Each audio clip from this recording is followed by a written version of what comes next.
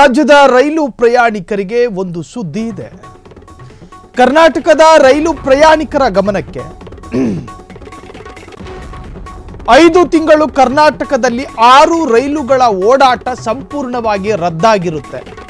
ಒಂದು Yeshwantpur Mangaluru Gomateshwara express November 1ರವರೆಗೆ, 2 Mangaluru Yeshwantpur weekly express June 1ರಿಂದ ನವೆಂಬರ್ 2ನೇ ತಾರೀಕಿನವರೆಗೆ, 3 Yeshwantpur Mangaluru tri weekly express June 2ರಿಂದ ಆಗಸ್ಟ್ ತಿಂಗಳವರೆಗೆ. ಮಂಗಳವಾರ, ಗುರುವಾರ, ಭಾನುವಾರ ಸಂಚರಿಸುತ್ತಿದ್ದಂತಹ ರೈಲು Mangaluru Yeshwantpur tri weekly express June 2ರಿಂದ August 31ರವರೆಗೆ.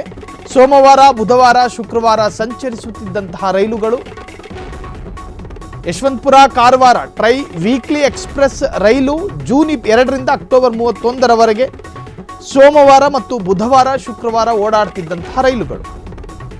Karwar Yeshwantpur tri weekly express June 3ರಿಂದ ನವೆಂಬರ್ 1ರವರೆಗೆ. ಒಟ್ಟು 154 ದಿನ ಈ ರೈಲುಗಳ ಓಡಾಟ ಇರೋದಿಲ್ಲ, ರದ್ದಾಗಿರುತ್ತೆ ಓಡಾಟ. ಸಕಲೇಶಪುರ ಸುಬ್ರಹ್ಮಣ್ಯ ಮಾರ್ಗದಲ್ಲಿ ಕಾಮಗಾರಿ ಹಿನ್ನೆಲೆಯಲ್ಲಿ ರೈಲುಗಳ ಓಡಾಟ ರದ್ದಾಗಿರುತ್ತೆ.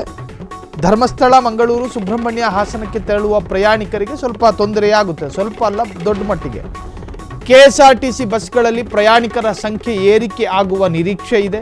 ಕರ್ನಾಟಕದ ರೈಲು ಪ್ರಯಾಣಿಕರ ಗಮನಕ್ಕೆ ಇದು ಒಂದು ಅತ್ಯಂತ ಬಹುದೊಡ್ಡ ಗಮನಿಸಲೇಬೇಕಾದಂತಹ ಸುದ್ದಿ.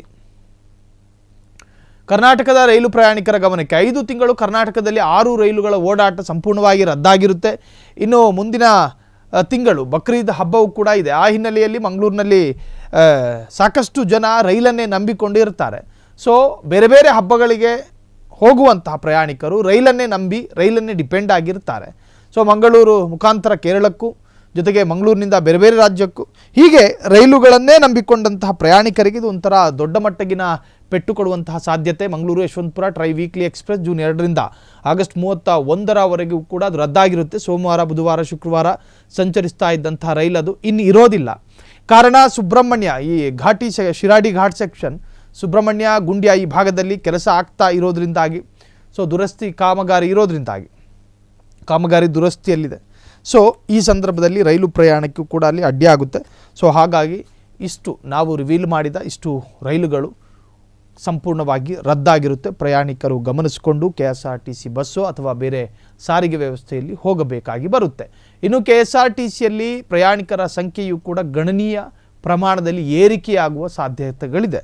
ಇನ್ನು ಮಹಿಳೆಯರು ಹೆಚ್ಚಾಗಿ ಬಂದರೆ ಕಷ್ಟ ಎಂದುಕೊಳ್ಳುವ, ಪುರುಷರು ಹೆಚ್ಚಾಗಿ ಬಂದರೆ ನಗುಮುಖದಲ್ಲಿ ಸ್ವಾಗತಿಸುವ ಕೆಎಸ್ಆರ್ಟಿಸಿ ಬಸ್ಸುಗಳ ಕಂಡಕ್ಟರ್ಗಳಿಗೆ ಒಂದು ರೀತಿಯಲ್ಲಿ ಇದು ಸಂತೋಷದ ಸುದ್ದಿ. ಕ್ಷಣ ಕ್ಷಣದ ಸುದ್ದಿಗಳಿಗಾಗಿ ಫ್ರೀಡಂ ಟಿವಿ ಸಬ್ಸ್ಕ್ರೈಬ್ ಮಾಡಿ, ಲೈಕ್ ಮಾಡಿ ಹಾಗೂ ಫಾಲೋ ಮಾಡಿ. ಹೊಸ ಸುದ್ದಿಗಳ ನೋಟಿಫಿಕೇಶನ್ಗಾಗಿ ಬೆಲ್ ಐಕಾನ್ ಮೇಲೆ ಕ್ಲಿಕ್ ಮಾಡಿ.